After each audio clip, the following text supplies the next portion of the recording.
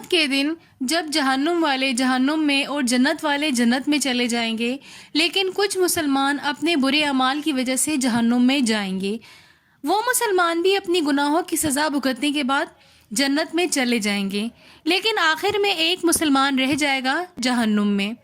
وہ اللہ پاک سے کہے گا، یا اللہ مجھے اس جہنم سے نکال کر کسی گھنے درخت کے نیچے جگہ نصیب فرما۔ تو اللہ پاک اس سے کہیں گے کہ کیا اس کے علاوہ تم مجھ سے اور کچھ تو نہیں مانگو گے؟ تو وہ کہے گا، نہیں اللہ پاک، میں آپ سے اور کچھ بھی نہیں مانگوں گا۔ چنانچہ اللہ پاک اس کو جہنم سے نکال کر ایک گھنے درخت کے نیچے جگہ دے دیں گے۔ وہ وہاں تھوڑی دیر بیٹھے گا تو اس کے ساتھ جنت کی ہوا ٹکرائے گی، تو پھر وہ کہے گا، یا اللہ یہ تو بہت پیاری ہوا ہے، یہ کہاں سے آ رہی ہیں؟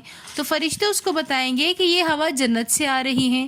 تو پھر وہ اللہ پاک سے دعا کرے گا کہ یا اللہ مجھے بھی جنت میں جگہ نصیب فرما۔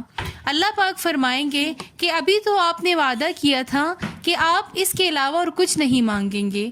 تو پھر وہ کہے گا، یا اللہ میری یہ والی دعا قبول کر دیں، میں اس کے علاوہ آپ سے اور کچھ بھی نہیں مانگوں گا۔ اللہ پاک مسکرائیں گے اور کہیں گے کہ جاؤ، میں نے آج آپ کی یہ دعا بھی قبول کر لی، اور اس کو اہل جنت میں داخل فرما دیں گے۔